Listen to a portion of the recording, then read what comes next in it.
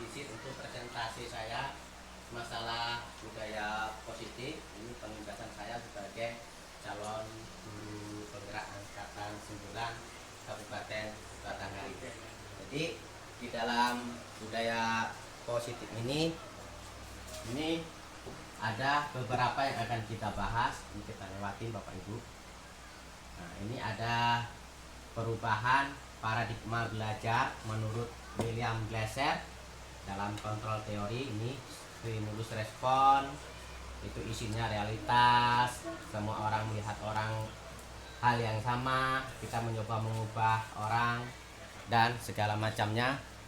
Kemudian teori kontrolnya itu realitas, kebutuhan kita berbeda, itu bisa kita baca bareng-bareng. Kemudian nah, ini disiplin itu asalnya dari motivasi intrinsik dan motivasi ekstrinsik. Jadi ada masalah disiplin ini yang dia sebenarnya yang tidak bisa kita laksanakan di sekolahan. Dia sifatnya eksklusif, yang berasal dari luar, karena mesti kita saring terlebih dahulu.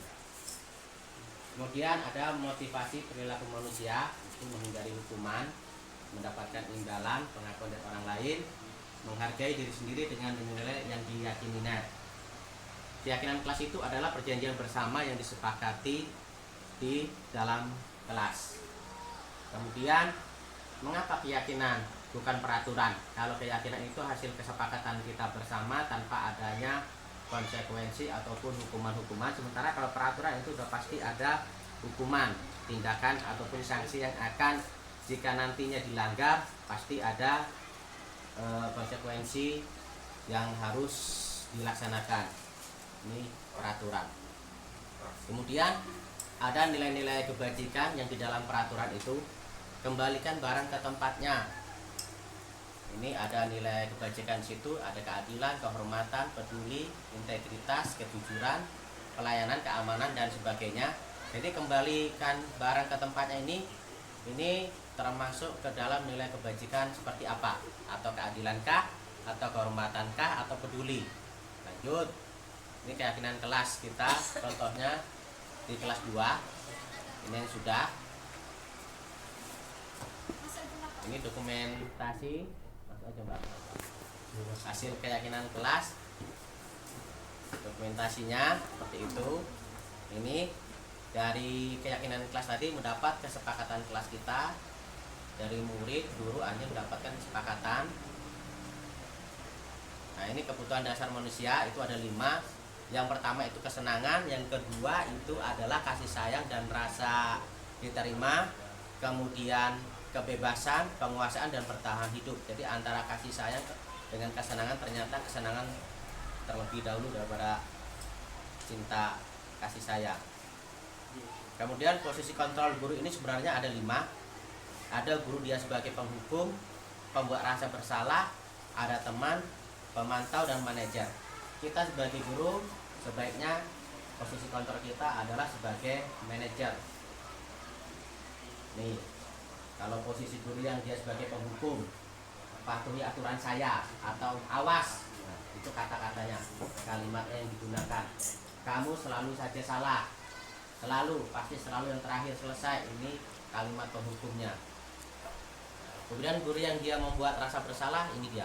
Ibu sangat kecewa sekali dengan kamu dan lain sebagainya. Melewati. Kalau sebagai teman, ayo bantulah demi Bapak ya. Ayo ingat, tidak bantuan Bapak yang selama ini. Jadi kalau kita katakan ayo ingat, tidak bantuan Bapak selama ini, artinya kalau kita memberi bantuan juga perlu diingat. Jadi ini sebagai teman kan nggak cocok sebenarnya kalau dari sini, tapi itulah hasilnya dari kita CDP. Ayo ingat, tidak bantuan Bapak selama ini. Jadi kayak kurang, ada keikhlasannya kurang gitu. Tapi sebagai teman itu, pemantau, peraturannya apa yang telah kamu lakukan, atau sanksi atau konsekuensinya. Nah, inilah yang sebenarnya kita sebagai manajer aslinya. Kita guru dari kelima tadi yang seharusnya adalah sebagai manajer, bukan penghukum atau pembuat rasa bersalah ataupun teman bisa juga sebenarnya, teman yang paling pas adalah manajer. Apakah saya berbeda ketika menghadapi anak atau keponakan? Tentu kita berbeda. Bagaimana kita menghadapi anak dengan keponakan? Karena kalau anak kan ibaratnya gampang untuk bertindaknya. Cuman kalau untuk keponakan kita kan perlu berpikir dulu untuk membuat tindakan. Ini yang namanya segitiga restitusi yang tadi, menstabilkan identitas, validasi tindakan yang salah, menanyakan keyakinan. Jadi kalau jika anak ya ada yang bermasalah, kita stabilkan dulu emosinya supaya dia tenang. Kemudian kita tanya untuk validasi tindakan yang salahnya.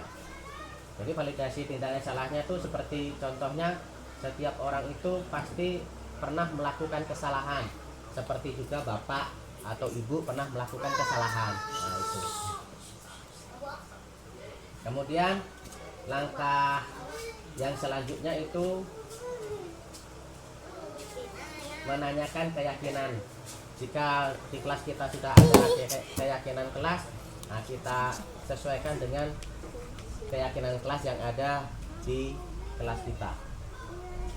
Nah, ini contohnya untuk menstabilkan identitas seperti ini.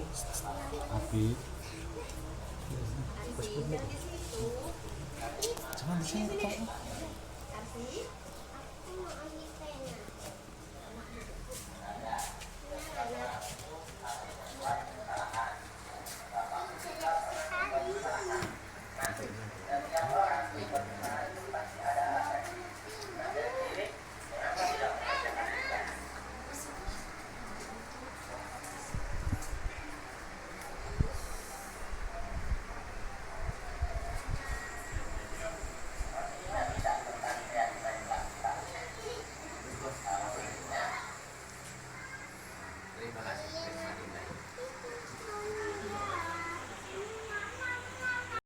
Dengan adanya pengimbasan perilaku positif yang disampaikan oleh Pak Dianto sangat bermanfaat bagi saya, terutama untuk saya terapkan di kelas 5.